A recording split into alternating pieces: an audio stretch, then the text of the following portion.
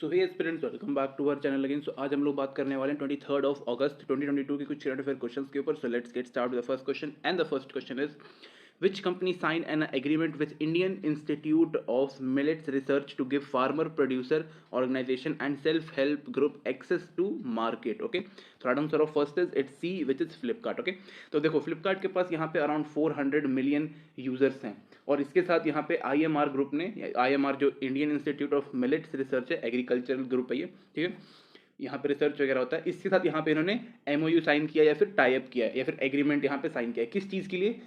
so that they can enable market access for farmers and self help group. okay, साथ ही में यहाँ पे they are going to give like Flipkart जो है वो इनको अपना ई कॉमर्स प्लेटफॉर्म देगा, किस चीज़ के लिए? For their farming products. तो ये काफ़ी एक इंपॉर्टेंट चीज़ है यहाँ पे, खासकर यहाँ पे उस लाइक यहाँ पर जो हमारे लोकल फार्मिंग ग्रुप्स के जो लाइक जो लोग होंगे उनको यहाँ पे काफ़ी सही चीज़ मिल जाएगा। इसके अलावा यहाँ पर जो अपना फार्मर प्रोड्यूसर ऑर्गेनाइजेशन है ये यहाँ पर क्या करने वाला है, ये बेसिकली ट्रेनिंग प्रोवाइड करेगा और साथ ही में यहाँ पे लाइसेंस भी प्रोवाइड करेगा। ओके, किस चीज़ के लिए? For trading and all that. Okay, साथ ही में जब ये सब कुछ होगा यहाँ पर लाइक जब यहाँ पे ई कॉमर्स प्लेटफॉर्म बन जाएगा तो यहाँ पे बेसिकली हमें एक इंफ्रास्ट्रक्चर भी चाहिए होगा सो दैट कि वहाँ पे लोगों को बताया जा सके कि किस तरीके से काम करना है, किस तरीके से आपको अपने प्रोडक्ट को यहाँ पे प्रमोट करना है, कैसे हर जगह मतलब जितना भी यहाँ पे ए से लेकर जेड तक जितना भी काम होगा वो सब इन सब चीज़ों में होगा। ओके, जो कि काफ़ी एक इंपॉर्टेंट है। एग्रीकल्चरल सेक्टर जो है वो काफ़ी इंपॉर्टेंट है for India and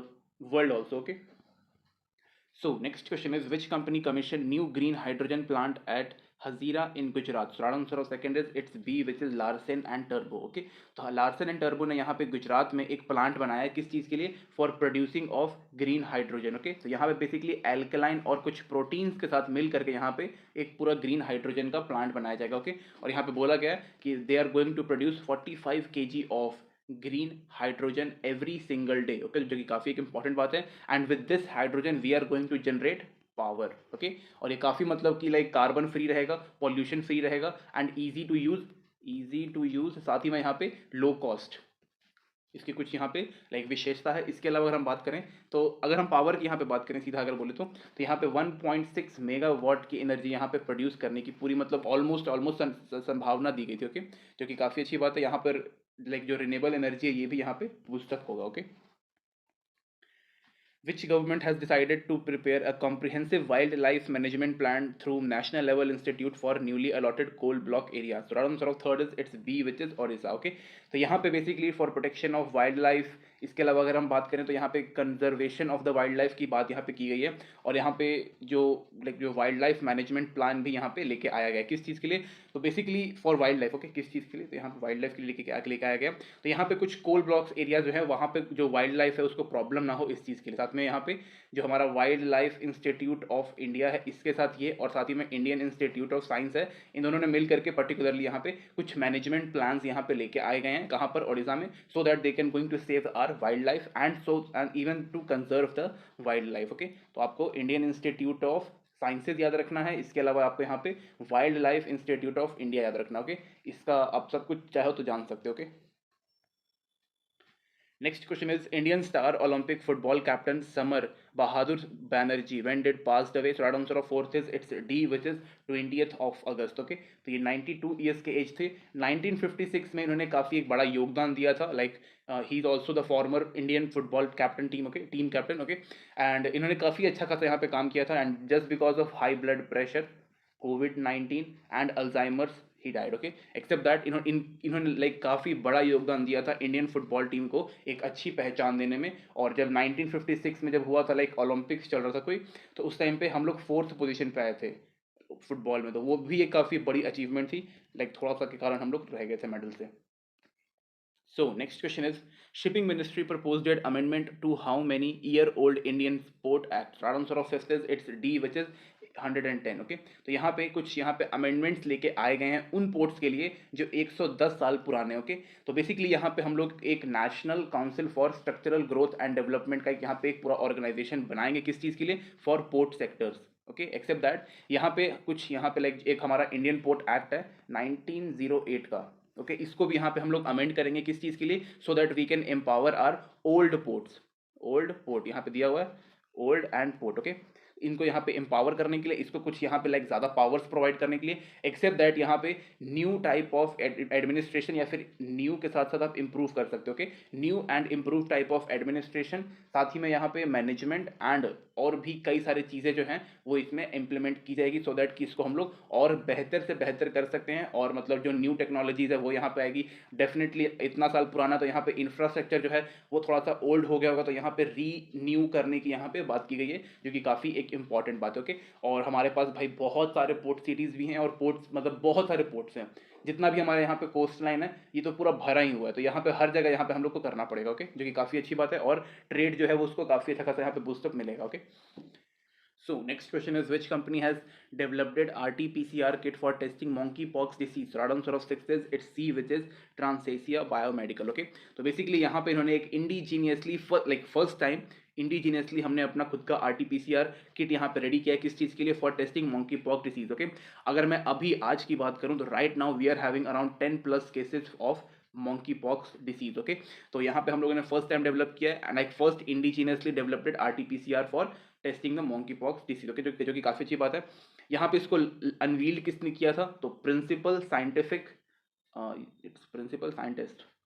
scientist adviser to center हमारे अजय कुमार सूद हैं, ओके। इनका पोस्ट चेक कर लीजिएगा, आई थिंक इट्स साइंटिफिक है या फिर साइंटिस्ट, ये मुझे याद नहीं है, इट्स साइंटिफिक, ओके, या फिर साइंटिस्ट भी हो सकता है। तो यहाँ पे अजय कुमार सूद जो है उन्होंने इस चीज़ पे यहाँ पे लॉन्च किया और बोला कि भाई काफ़ी अच्छी बात है, अब हम लोग को यहाँ से बाहर से मंगाने की ज़रूरत नहीं पड़ेगा, हम, और ये काफ़ी अच्छा लाइक बहुत ही मतलब सक्सेसफुली अच्छे तरीके से इसको डिटेक्ट करता है, और काफ़ी अच्छी बात है। And now we are going to export it to other nations also, जो उतने डेवलप्ड नहीं है, जो बना नहीं पाएंगे और वो बड़े कंट्रीज़ के ऊपर निर्भर रहते हैं, तो उनके लिए भी हम लोग भेज पाएंगे, और यहाँ पे इनकम जो है वो बढ़ जाएगा, ओके। और इज्जत, इनकम यहाँ पे ई से आप लोग रखो, इनकम और इज्जत दोनों आ जाएगा, okay.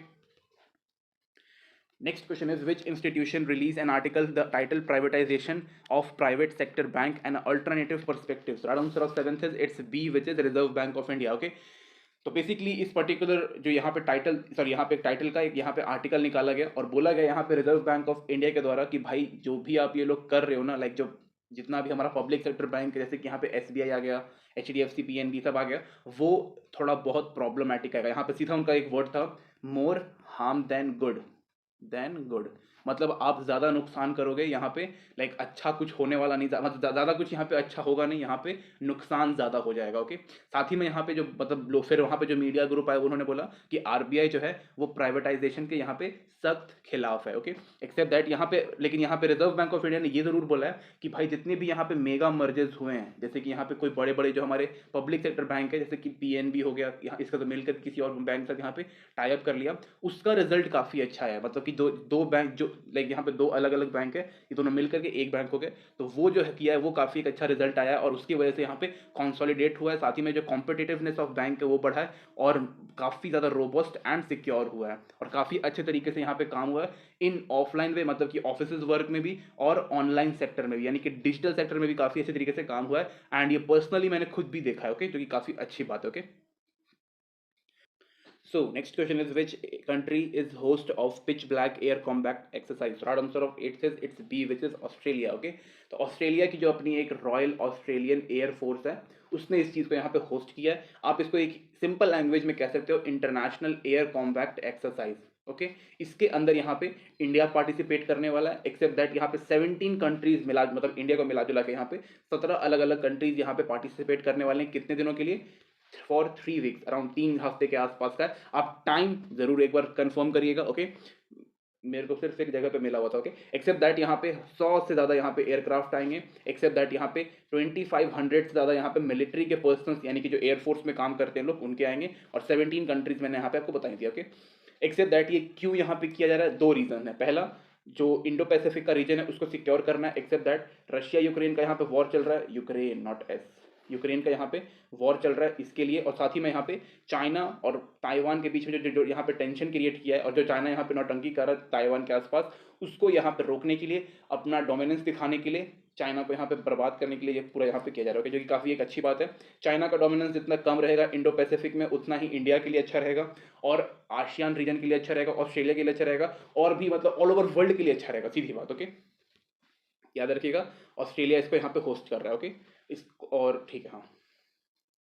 So next question is, Artemis 3 is a crew moon landing mission of which country? Right answer of ninth is it's B which is USA. तो यूएसए का यहाँ पे NASA प्लासी प्लस सॉरी प्लासी बोल दिया यहाँ पे प्लस करके यहाँ पे हम लोग कर देते हैं space x.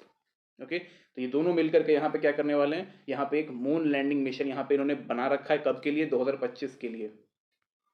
Okay, except that यहाँ पे इनका ये लाइक सबको पता होगा कि भाई नासा का यहाँ पे अपोलो 17 मिशन जो कि इनका फर्स्ट मिशन था, किस चीज़ के लिए? लाइक फर्स्ट मून मिशन या फिर लूनर मिशन जिसको बोलते हैं वो, उसके लिए कब हुआ था? 1972 में, याद रखिएगा इस डेट को। एक्सेप्ट दैट यहाँ पे बोला गया कि भाई इस बार हम लोग वापस से करने वाले हैं, और इसमें यहाँ पे फीमेल भी एक मतलब फीमेल एस्ट्रोनॉट भी होगी जो वहाँ पे जाएगा एंड लैंडिंग साइट पे जाके वहाँ पे लैंड करेगा। ओके, एक्सेप्ट दैट यहाँ पे लूनर साउथ पोल को इस बार यहाँ पे बनाया गया और वहाँ पे बोला गया कि भाई जाके वहाँ पे कुछ सैंपल्स, कुछ यहाँ पे रिसर्च वगैरह की जाएगी, और यहाँ पे इन्होंने अपना लैंडिंग साइट बहुत कुछ मतलब ऑलरेडी डिसाइड हो चुका है और बस तैयारी करना बाकी है टेक ऑफ करने के लिए। ओके, याद रखिएगा यहाँ पे नासा और स्पेस एक्स दोनों मिलकर यहाँ पे करने वाले हैं, दोनों का अपना अपना रोल होगा। ओके, तो आप एक्स्ट्रा इन्फॉर्मेशन के लिए रुक सकते हैं बिकॉज सब कुछ यहाँ पे इन्फॉर्मेशन अभी नहीं आया है, it's just an announcement. Okay, next question is which state has become the first to use blockchain technology for seed distribution recently? So right answer of 10th is it's C, which is Jharkhand. Okay, तो झारखंड एक पहला India का state बन चुका है जिसने blockchain technology को use किया, किस चीज में? सीड डिस्ट्रीब्यूशन में। मतलब सीड डिस्ट्रीब्यूशन जो यहाँ पे ट्रैकिंग किया जाएगा कि भाई किस किस फार्मर को कितना मिला, कौन सा मिला, किस वैरायटी का मिला, वो यहाँ पे सब कुछ किसके माध्यम से होगा? Blockchain technology. और इसको कौन लेके आया है? Settlement, SETTLE mint, MINT। ओके, सेटलमेंट एक कंपनी है जो ब्लॉकचेन टेक्नोलॉजी यहाँ पे प्रोवाइड करती है इसके जरिए। ओके, साथ ही में अभी लाइक खरीफ सीजन चल रहा है तो इसलिए और भी मतलब कि सीड्स की जरूरत पड़ जाती है, तो इस चीज़ के लिए भी लेके आया जा रहा है। साथ ही में यहाँ पे transparency and authentication of seeds के लिए की जा रहा है, मतलब सीड्स यहाँ पे जितने भी रिसीव होंगे फार्मर के लिए उसके लिए किया जा रहा है। क्या क्या यहाँ पे मतलब मेन यहाँ पे रहने वाला ट्रांसपेरेंसी के लिए और ऑथेंटिकेशन के लिए। ओके, एंड ये किसके अंडर किया गया? सीड एक्सचेंज स्कीम के अंडर इसको यहाँ पे लाया गया। ओके, काफ़ी अच्छी बात है। झारखंड और मतलब ऑल ओवर इंडिया को यहाँ पे लाइक ब्लॉकचेन टेक्नोलॉजी को यहाँ पे अपनाना चाहिए। बहुत ही मतलब सेफ रहता है, सिक्योर रहता है, इजी टू यूज रहता है, फास्ट रहता है, और मतलब इसको आप हैक नहीं कर सकते। ये सीन मतलब अनहैकेबल, मतलब ऑलमोस्ट 99% के केस में आप इसको हैक नहीं कर सकते। ओके, या फिर टेम्पर नहीं कर सकते। Next question is where will be the 17th प्रवासी भारतीय दिवस will be organized in January 2023? So right answer of 11th is it's B, which is Indore. Okay, प्रवासी भारतीय दिवस यहाँ पे 9 जनवरी को हम लोग सेलिब्रेट करते हैं और इस 17th एडिशन होने वाला है। 9 जनवरी को हमारे महात्मा गांधी जी जो थे वो साउथ अफ्रीका से इंडिया आए थे। कब? डेट भी मैं यहाँ पे आपको बता देता हूँ, एक second.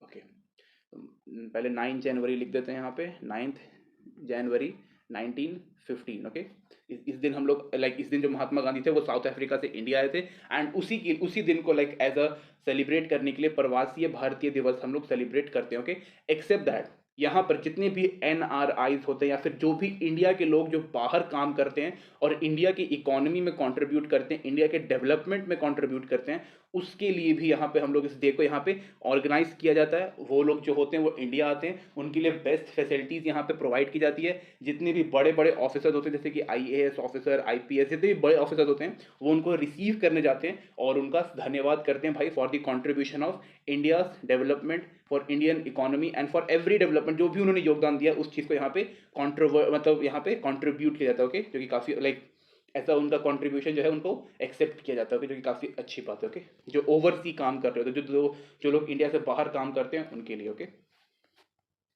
so next question is recently India will buy 6 Tu-160 long ranger bomber for which country? From which country? Okay, so right answer of 12th is it's C, which is Russia। okay, तो ये एक space craft है जो काफ़ी मतलब specially मतलब जो हमारी स्ट्रेटेजिक फोर्स है उसको यहाँ पे बूस्टअप करने का काम करेगा एंड जो हमारी एयर फोर्स है उसको भी यहाँ पे बूस्ट करेगा। एक्सेप्ट दैट यहाँ पर अगर हम बात करें तो 2220 ओके हाँ किलोमीटर की इसकी स्पीड है और ये एक एयरक्राफ्ट है, पहली चीज़। ओके, साथ ही में ये 1,10,000 का जो वेट है वो यहाँ पे लिफ्ट कर सकता है, जो कि अगेन एक काफ़ी बड़ी बात है।